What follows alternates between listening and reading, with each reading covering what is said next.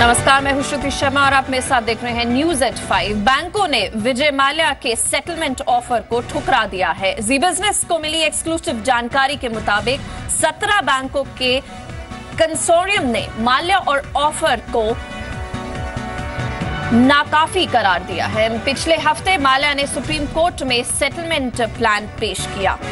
माल्या ने 9,000 करोड़ के loan settlement के लिए 4,000 करोड़ रुपए देने की पेशकश की थी। बैंकों को माल्या के इस प्रस्ताव पर 7 अप्रैल को अपना जवाब देना है, लेकिन सूत्र का कहना है कि अपफ्रंट पेमेंट के तौर पर बैंक कम से कम 4,900 करोड़ रुपए की डिमांड करेंगे। यह अमाउंट लोन के प्रिंसिपल अमाउंट का हिस्सा होगा। ब्याज के तौर पर बैंक अलग से डिमांड करेंगे और 3 बैंकों से जी बिजनेस से बातचीत में कहा है कि वो माल्या से पूरी रकम वसूलने का दबाव डालेंगे।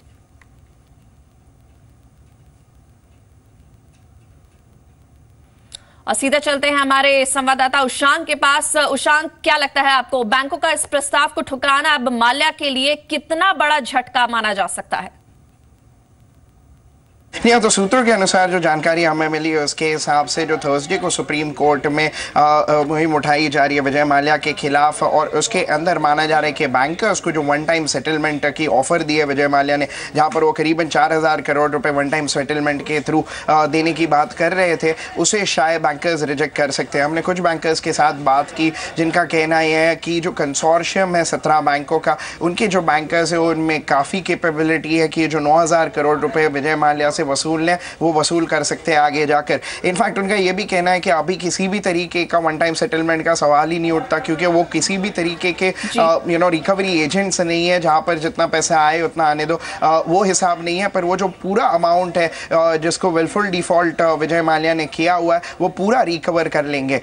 इनफैक्ट उनका ये भी कहना है कि जो ओवरऑल बैंकर्स का कंसोर्शियम है उसमें से कोई भी बैंकर अग्री नहीं कर रहा है इस वन टाइम सेटलमेंट के लिए। जहां तक अगर वन टाइम सेटलमेंट की बात की जाए तो सारे बैंकर्स को एक कॉमन एग्रीमेंट पे आना होगा जहां पर वो एक्सेप्ट करते हैं इस एग्रीमेंट के लिए। तो यहां पर किसी भी तरीके का एग्रीमेंट नहीं दिखाई पड़ रहा, जिसकी वजह से पॉसिबिलिटी ये दिखाई पड़ रही है कि थर्सडे को जो सुप्रीम कोर्ट में सुनवाई होने वाली है जो वन टाइम सेटलमेंट है उसको रिजेक्ट कर दे। और बैंकर्स का ये भी कहना है कि आगे जाकर जो कोर्स ऑफ एक्शन होगा वो सुप्रीम कोर्ट के डायरेक्शंस के लिए वेट करेंगे, और किस तरीके से रिकवरी आगे की जाए वो डायरेक्शंस सुप्रीम कोर्ट से वेट करके उसके हिसाब से आगे जाकर बैंकर्स अपने एक्शंस लेंगे। जी बिल्कुल उशांक, जानकारी के लिए आपका बहुत बहुत धन्यवाद। और कोल घोटाले की सुनवाई कर रही सीबीआई विशेष अदालत ने झारखंड इस्पात प्राइवेट लिमिटेड यानी JIPL के 2 डायरेक्टर्स को 4-4 साल की जेल की सजा सुनाई है।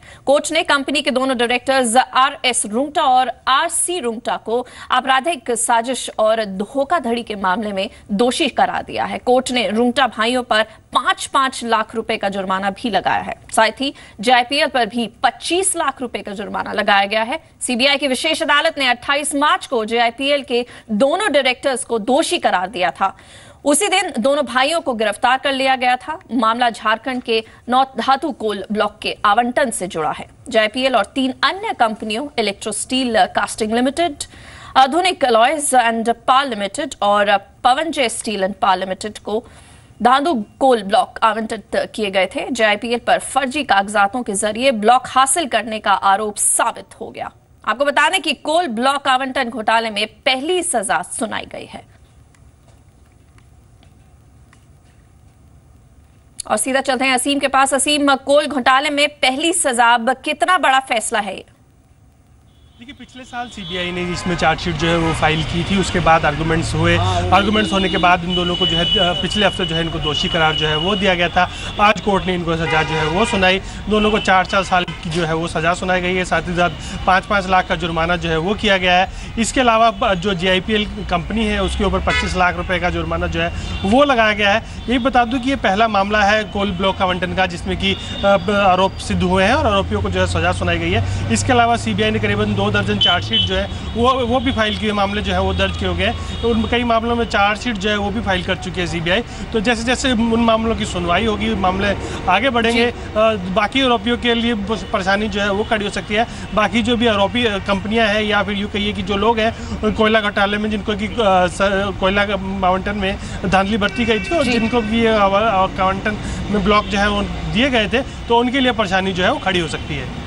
जी बिल्कुल असीम, बहुत बहुत धन्यवाद।